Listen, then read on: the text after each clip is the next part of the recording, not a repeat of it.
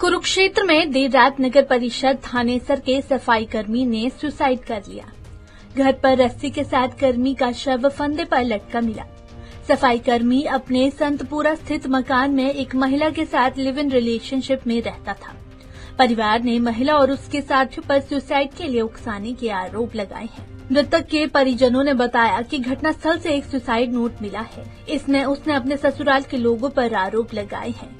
दावा किया है कि सुसाइड पर रमन के साइन नहीं है, साथ ही हैंडराइटिंग भी उसकी नहीं है। ये नोट उसके साथ रहने वाली महिला ने लिखकर रखा है।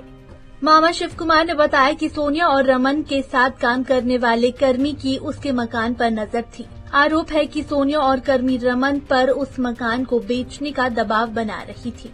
करीब 30 लाख रुपए में मकान बेचने के कागज भी तैयार करवा लिए गए थे।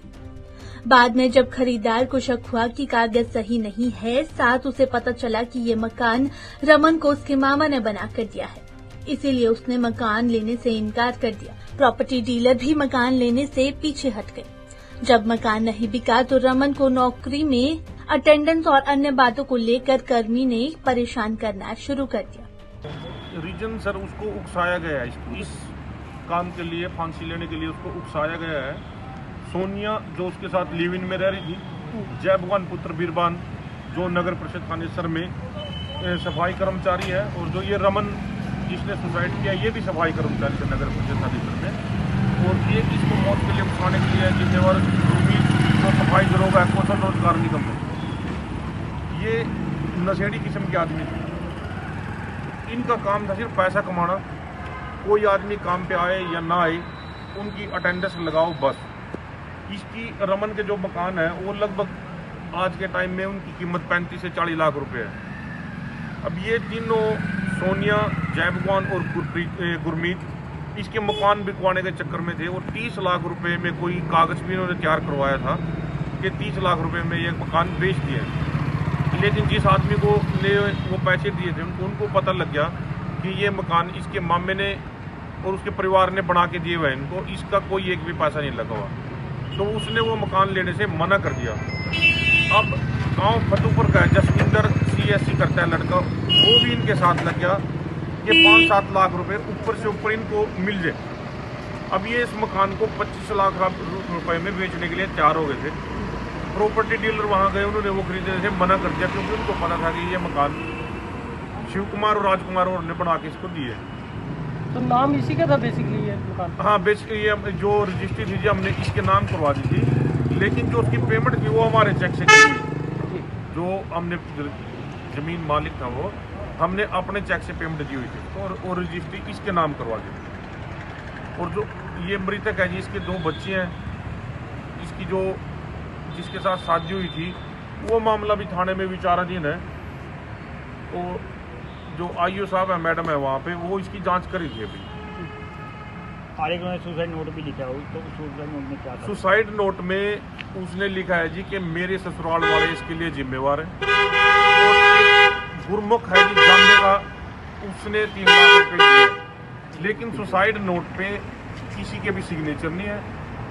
और वो जब 6 महीने का था जी, 6 महीने से हमारे पास, हम भी पहचान लेते हैं जी ये हैंड राइटिंग किसकी है। तो आपको शक है ये राइटिंग? मेरे को ये शक है जी, ये जो हैंड राइटिंग है ये सोनिया की है। तो जानबूझ के रखा गया? बिल्कुल जानबूझ के रखा गया जी। अगर वो सुसाइड करता तो अपने सिग्नेचर भी करता सुसाइड नोट। तो आप प्रशासन में क्या अपील करें? मेरी प्रशासन से यही अपील है जी, निष्पक्ष जांच हो, और जो दोषी हैं उनके खिलाफ सख्त से सख्त कार्रवाई की जाए। आपका नाम? शिव कुमार। आपका लक्ष्मण? मैं उसका मामा था। मेरा गाँव शाहपुर है जी। तो ये भाई कहाँ से? डेरा संता सिंह पे है, जो ये अपने पंचायत है जी, ग्राम पंचायत है। यहाँ हमने उसको मकान बना के दिए हुए थे। उसकी शादी भी हमने अपने घर में की थी। जो बड़ी लड़की है उसका जन्म भी हमारे घर ही हुआ। 2 बच्चे? बच्चे कितनी उम्र है? एक बच्ची 5 साल की है जी, एक 3 साल की बेटी है। तो कितने समय से ये अलग रहा था भाई? ये 4-5 साल से अलग रह रहे हैं। 4 साल, लगभग 4 साल से अलग रह रहे हैं। मतलब हमने पूरा सेम वो बनाया हुआ था जी, जो पोर्शन हमारा था मकानों को, वो सेम इसको बना के दिया। जो सोनिया है वो लिविंग में रही थी? हाँ जी, सोनिया लिविंग में रह रही थी, और जो सोनिया को लेके आने वाले हैं जय भगवान और गुरमीत दरोगा, ये खुद गाड़ी लेके गए थे। तो ये रमन काम क्या करता था? रमन नगर परिषद थानेसर में स्वीपर कम चौकीदार के पद पे है। सोनिया कहाँ की रहने वाली है? सोनिया कैथल की रहने वाली है जी। वैसे प्रॉपर ये कोयर गांव है जी, निगडू के पास, वहाँ की रहने वाली है। और यहाँ पर क्या करती है? कैथल में जी।